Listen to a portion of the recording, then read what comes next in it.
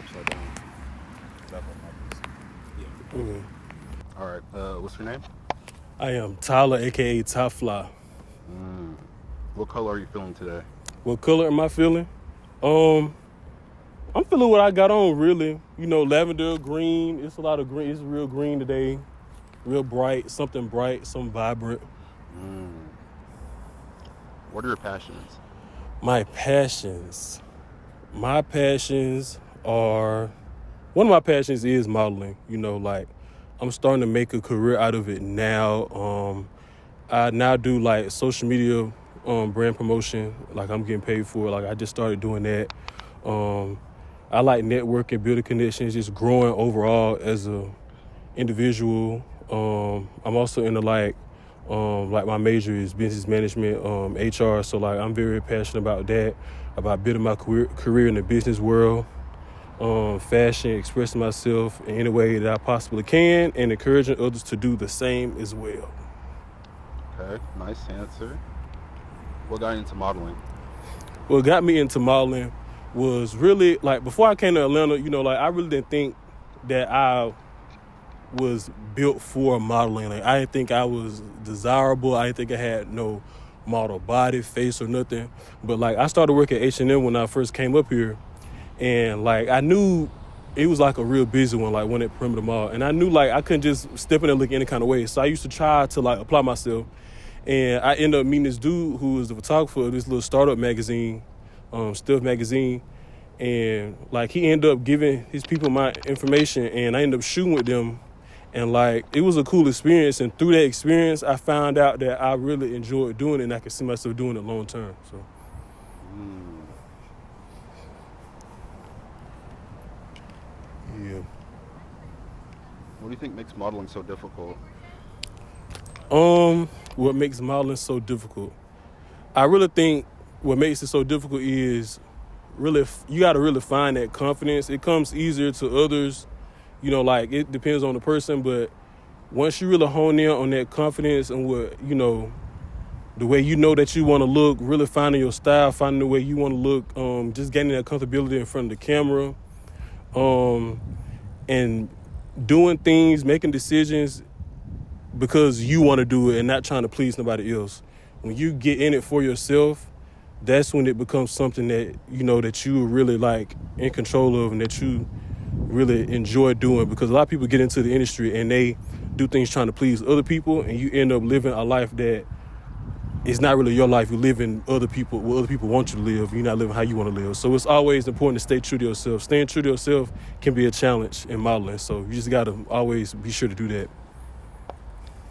What makes you comfortable? What makes me comfortable,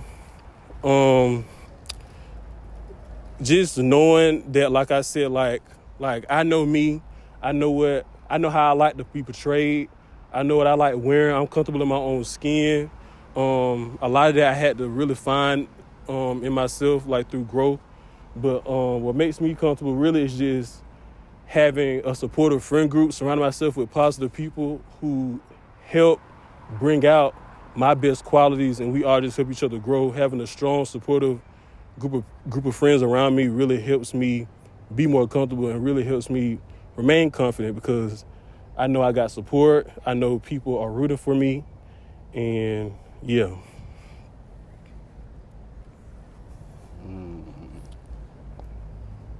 What do you think is the easiest part about modeling?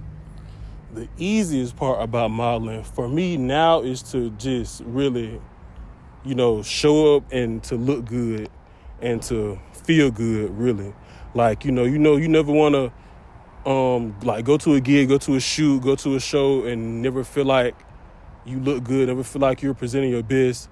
I feel like for me, an easy part is always being presentable, really probably trying to be over presentable, trying to really look the part, because in order to be the part, you must look the part. So Type. Was it hard networking? I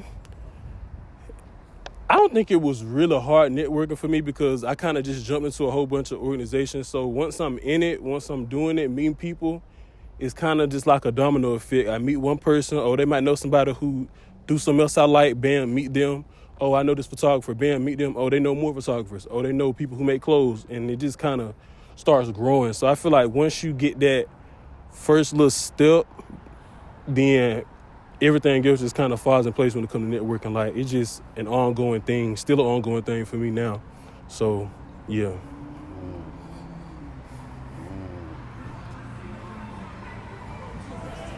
Favorite clothes to wear? Favorite clothes to wear? My favorite clothes to wear, my favorite type of clothes to wear would probably be something like baggy. Comfortable? I like comfortable, but I also love looking expensive. I like looking like very lavish. Like, I love formal wear. Love formal wear. I love looking like Prince, like royalty. Like, that's just something I just really feel my best in when I wear it. Like, I know, like, I just feel in my heart, I just know I look the best in formal wear. But I really I'm trying to really expand my horizons, expand my way of dressing, and get into some styles that I wouldn't normally get to. Oh, I also like alternative. I love like the black, the fishnets, the holes, just everything about that. I just love everything about that style, like kind of like the hardcore, not too hardcore, but like I like playing around with that because that's a very fun style for me as well. So like I would say like alt and like formal, classy looking clothes would be like my favorite things to wear. Where do you get most of your clothes? Where do I get most of my clothes? So I get a lot of my clothes from Boohoo Man. You know what that is, right? I get a lot of my clothes from there. Like these shorts came from there. I also shop at K&G department store. This is where this vest came from. And I like Forever 21 as well. And I also do a lot of thrifting. So that's kind of where I get like all my clothes from. All right, scenario. You're going in, trying to find some clothes. How do you know which clothes you actually want versus the one you're kind of like, Like, how do you know when to like get that specific thing versus like, I kind of like it, but I don't know if I like it really? Great question. So that's kind of I'm still kind of struggling with, but I think I'm getting the hang of it now. But like, I'm gonna use thrifting for example. I go thrifting, my friends go thrifting, we pick up a whole bunch of pieces, and at the end, what we like to do is we just lay them all out and go through them like, okay, which ones do we really want, and which ones that we could do without. So I just try to narrow it down that way, get other people's opinions. A lot of times I like to try stuff on because when I really put things on and see it, if I don't like just feel in my gut that, if I'm feeling like, I don't know, then it's going to be a no. I got to feel like I need 100% yes with everything that I put on, with everything that I wear. So I kind of try to use that, to help me decipher between which clothes I really want and which ones that I'm just kind of like on the fence about. So yeah, that's my whole process.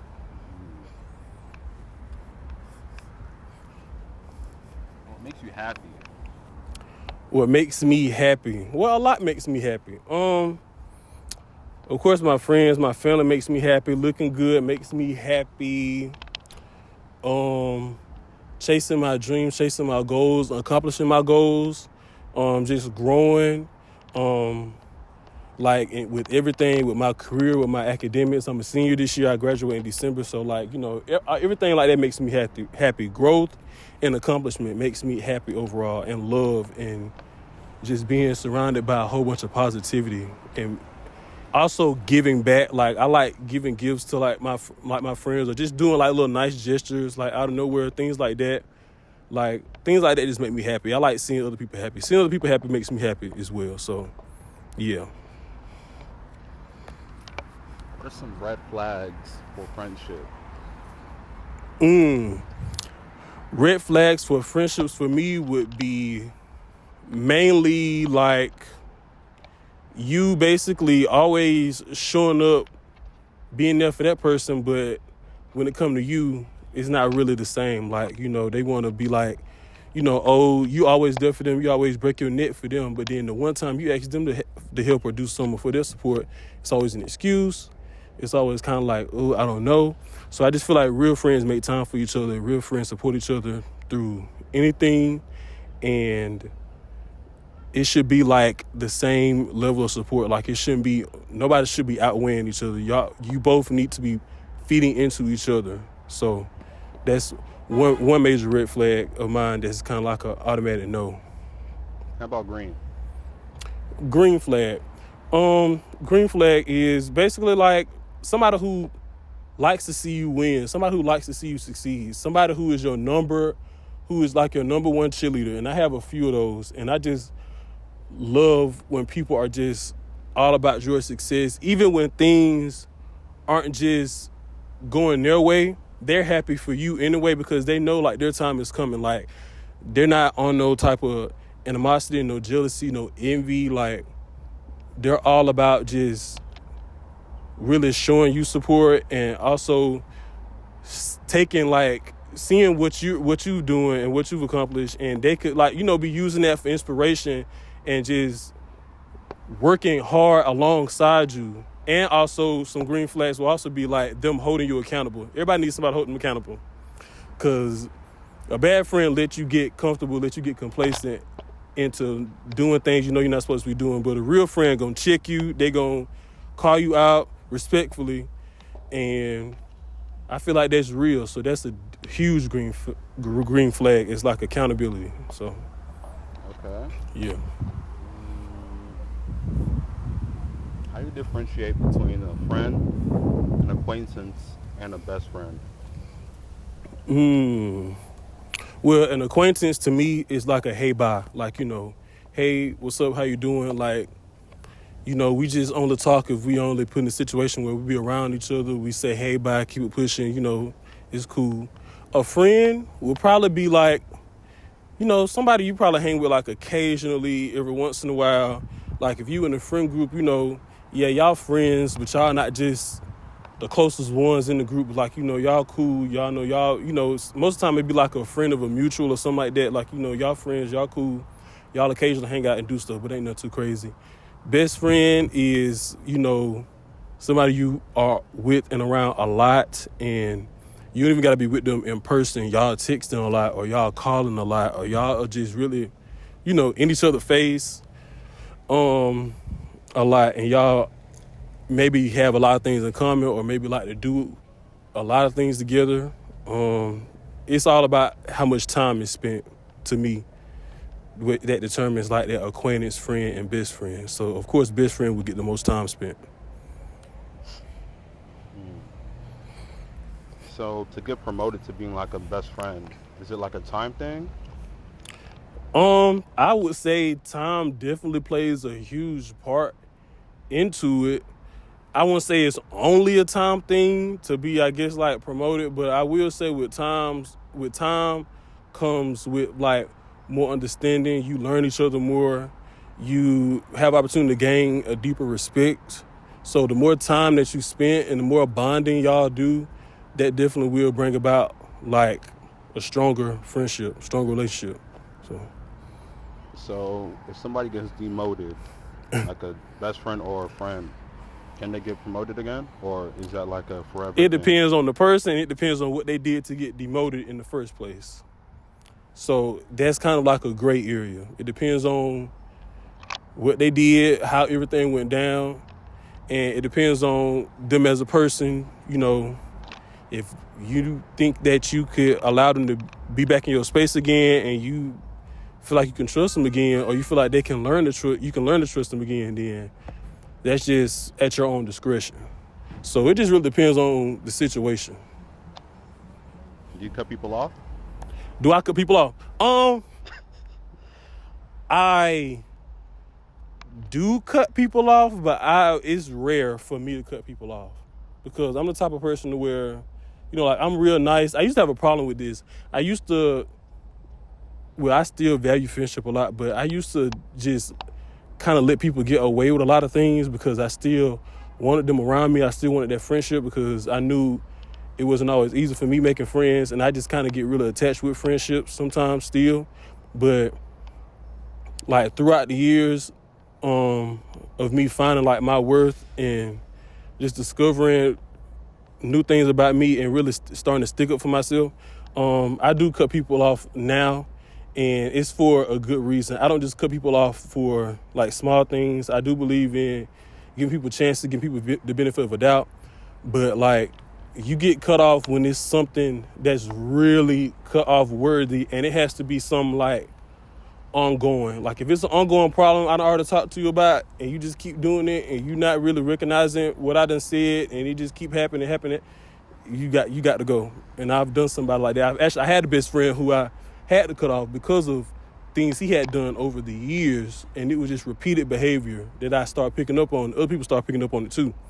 So like, you know, you had to go. And I mean, we're cordial now, but like, it won't ever be what it used to be, because I know that person through and through, and I know that I won't allow them to be back in my space and be back in my head space like they were before, because that was really damaging my mental. So I had to really get rid of that. Anything that damages my mental, you got to go, because you got to put yourself first. Your mental health comes first. Remember that. Your mental health comes first. So should nobody be disrupting what you got going on up here. So remember that.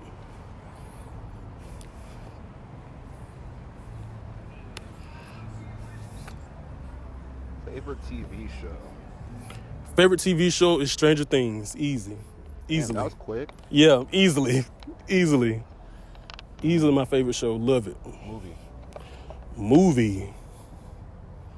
I like Terrifier. All the Terrifiers, you know what that is, like the killer clown stuff. You don't? Okay, well, yeah. Okay. I like gore and like disturbing stuff. So like all of like the Terrifier movies as of right now. My favorite movie will vary, but as of right now, I'm really into like Terrifier. Like I've seen Terrifier. It's like 3. It's the third one that's coming out, but like I think it's 3 movies that are based with Terrifier. It's Terrifier 2. And All Hallows Eve was kind of like his origin, or like the first time he appeared on screen. So I just really like gore and disturbing stuff. So as of right now, Terrifier is my favorite movie or movie franchise, whatever you call it. Do you like attention? Yes, I love attention. Love it. Why do you like it? I like it because I like showcasing myself in the best way possible, and like, I know me, like, I know how I am, and I like the person who I am, and I want everybody to know me and know who I am. So I just really like showcasing myself in the best parts of myself. And even sometimes if they get a glimpse of like the parts of myself that ain't so good or ain't really like the best, that's okay, because like we are human and we are not perfect. So I want them to also see how real I am, and that I'm not just somebody who put on for facade or for show. Like, you know, I'm human just like you. We all got our things that we deal with and struggle with. So, like, yeah, I'm good. Yeah, I'm fly. Yeah, I'm this and all that. But, you know, at the end of the day, it's still some things I got to work on, and it's still some things within myself I'm still learning how to deal with and to improve as everybody else is. So I like showcasing that just being real, you know. Do you care how you're perceived? It depends on who's perceiving me. If it's really more so for people who I don't know, I really don't care how I'm perceived, because it's like, you know, like, I don't know you, and I'm the only one who really knows the whole and full truth. But it's like, at the same time, I don't want you to think like I'm just a terrible, awful, you know, person. But I mean, if you think that, that's like your own personal problem, and that's your own personal opinion, and we all tied to opinions and stuff. But so like, if you do, like, that's fine, because like I said, I'm the only one who know the real, I know the truth. And yeah, so I really, at the end of the day, I really don't. But depending on the people, if I really value your opinion, I do care. So kind of go both ways a little bit. How would your friends describe you? My friends would describe me as a fly, nice, kind-hearted, funny, I don't want to say outgoing, but kind of just like real goofy, and like this big personality who likes to have fun and who is very caring and loving.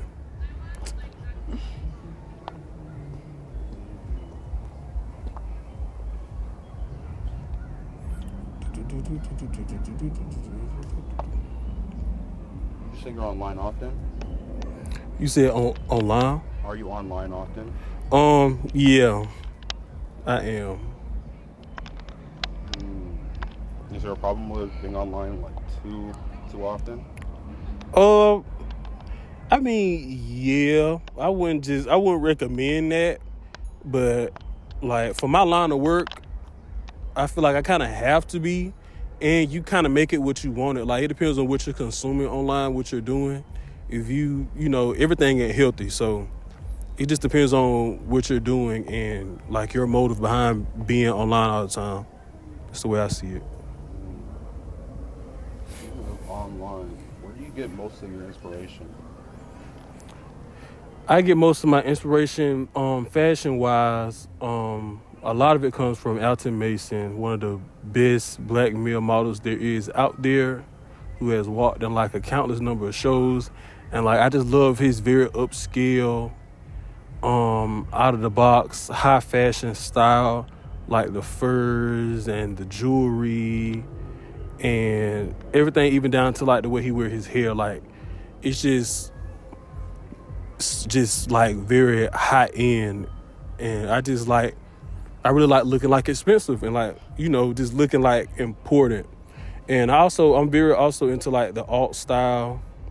So, you know, hardcore, not too hardcore, but like just kind of playing around with very dark colors, like fishnets and like gloves and boots and like just really tap into like chains and just really like tapping into all of that. And yeah. So you don't like to wear like the same style of clothes? It is a style of clothes that if I just had to choose one to wear, like for the rest of my life, I would be able to choose one. But I like to be diverse, and I've been challenging myself lately to be more diverse because I believe like diversity is key, versatility is key. With my line of work, with modeling and creative directing and everything that goes into that, you can't just be like a one-trick pony. You can't only just have only one trick up your sleeve. You need to have multiple. You need to be able to showcase that you can do more. So that's what I've been trying to do. Okay.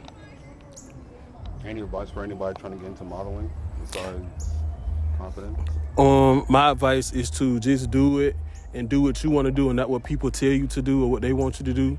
Do it for you. Just jump into it.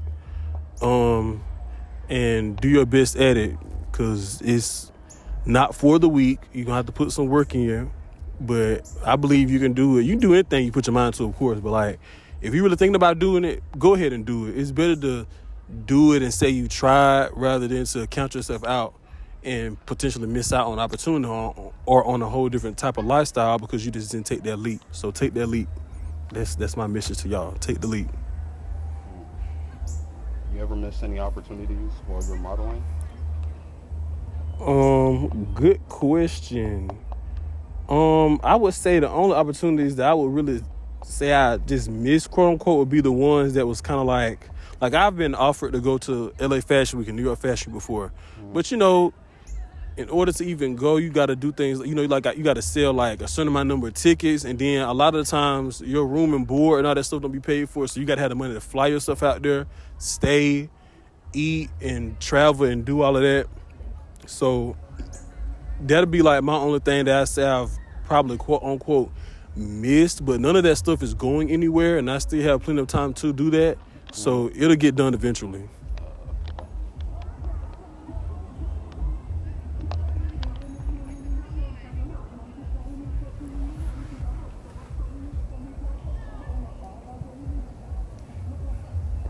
Kills a lot of relationships?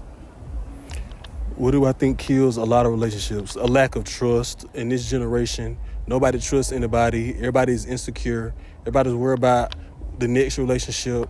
Oh, how come they get along with this topic and we don't get along with this topic? If everybody just minded their own business and focused on solving their own problems instead of comparing themselves to all these other wannabe perfect relationships they see on the media and stuff like that, and learn to trust each other and really be real and quit playing, because a lot of people in this generation also like to play instead of being for real. If they just really be for real and get a clear understanding of each other and learn each other and not dive into things so fast, then I feel like things will last a lot longer. So yeah, I compare myself to other people. I try not to, cause that's not healthy. Cause Try I'm not not. to. Yeah, I try not to. But you do it sometimes.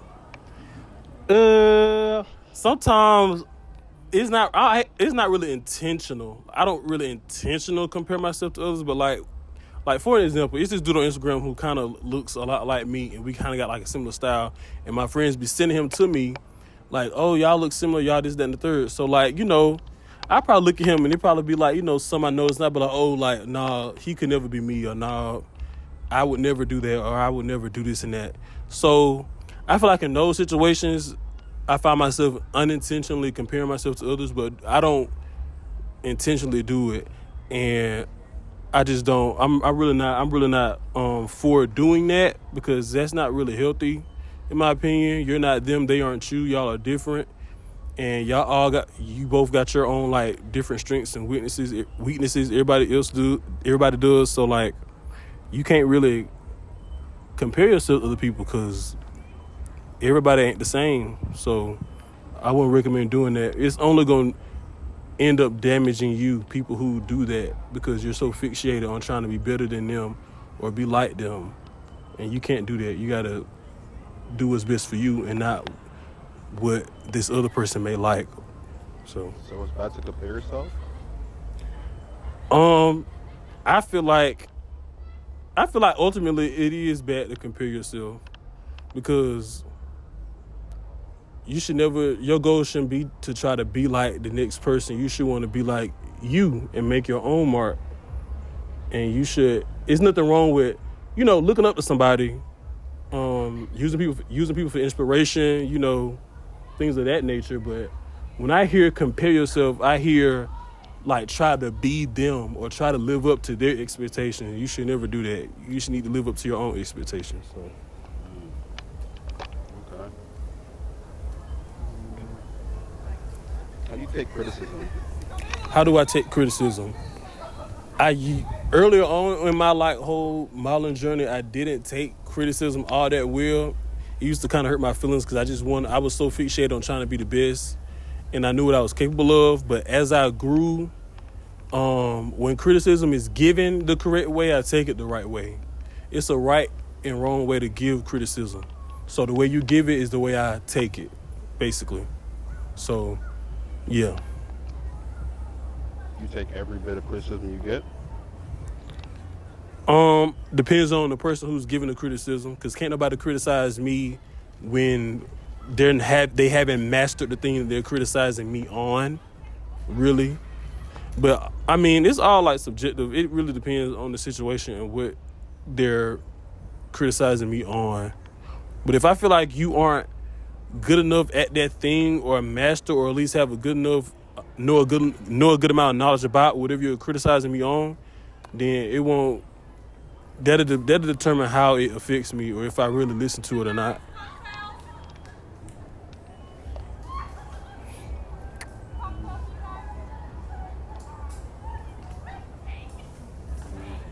All right. What's your biggest regret? Biggest regret would be not starting to model sooner than I did. Because when I first got to school, I ain't really had no friends like that. I was kind of just like to myself. I really wasn't active on campus. So if I could do it all over again, I would have jumped into everything that I jumped into soon as I touched down on campus at Georgia State, instead of waiting like a whole year and some change afterwards to really dive into what I'm into now. Because I feel like I'd be a little bit further along if I had done that. So. You said when you got to Georgia State, you don't think going before that would be good?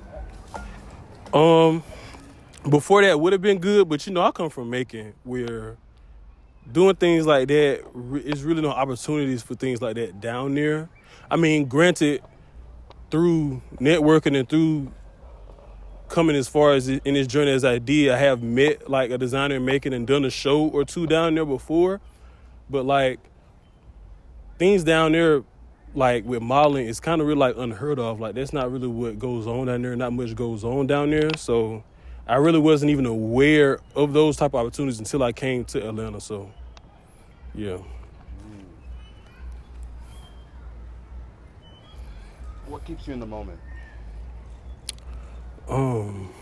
What keeps me in the moment is really thinking about the future and thinking about how I want my life to be and thinking about all the things that I'm striving to be, striving to get to, all the places in life where I want to be at.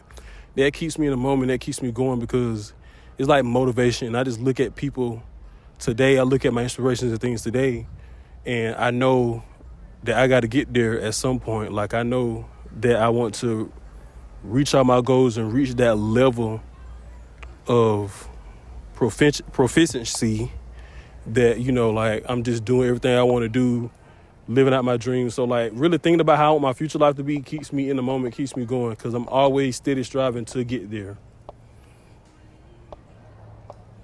You said basically looking to the future, right? Mm-hmm. Does that not stress you out? I can see how that would be stressful, but me personally, I'm good with managing stress because I really like just let go and let God and just let everything just fall in place in its own time. I'm a firm believer in that rejection is protection and that things happen for a reason. So me looking to the future and just knowing where I want to go and striving to get there doesn't stress me out at all. It motivates me. And even though I do see how that can be stressful because it's like, wow, like you got to make sure you're hitting all what you need to hit, reaching all your little milestones. But it's all going to come in due time anyway. So I try not to stress over things like that aren't really like that much in my control, if that makes sense. What is your outlook on life? Like, is it like positive, negative? My outlook on life is very positive because life is what you make it. It's your life. You can make it a negative thing, but you can also make it a positive thing. So it's up to you to shape the type of life you want for yourself and not to allow other people to do that for you or to let other people's lives give you a perception of how life is. Life is what you make it, and it's what you mold it to be. So if you mold it into positivity, that's what it will be. If you mold it into negativity, then that's what it'll be. So, okay. What advice would you give your younger self? Advice I would give my younger self is to always stand up for yourself. Don't live for other people. Just, you know, I wasn't real confident back then, but I would just try to encourage my younger self to be confident and to just really look in the mirror and notice those qualities about yourself that it took me having to come up here and meet other people for me to notice the good qualities within myself. So I would try to help my younger self realize that earlier on, yeah, and just to not care what other people think. Operate on what you feel like is right and operate on what you want to do and not what people want you to do, and not to care about what other people think about what you want to do, basically.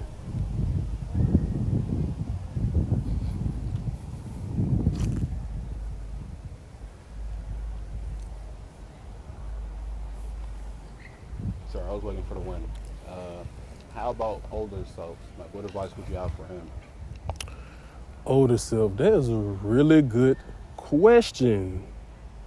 Well, hopefully my older self would be very much standing on the same principles that I told my younger self. And I would basically tell my older self to continue to be an example to the younger generation, continue to inspire them to express themselves and to not care about other people's opinions, and just to speak life into people and to be that mentor, that figure that you knew that I knew that I needed when I was younger. Any goals for your older self? Goals for my older self would be to really be so financially stable that I'm able to fully give back to my community, to other people, to help other people out. I would like to travel. I would like to really be at my peak with my career, and I would never want to be complacent or just sitting down or like getting bored. I will always want to be creating new things, creating new opportunities for myself, expanding my knowledge, to keep learning, to keep growing.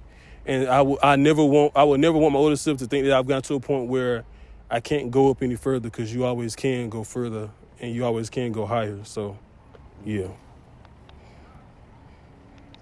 All right, this is gonna be like a little time capsule kind of thing. All right, if older you get sad, what advice would you give them? If older me gets sad, Or like unmotivated? if older me gets unmotivated, I would recommend him look back on time, reflect on the time to where he was motivated, and to somehow dig deep and find that passion, that fuel that younger self had to keep them going, and to also look back on the younger self's accomplishments and the younger self inspirations and their current inspirations, and just know that everything, like, it's attainable. Every goal is attainable.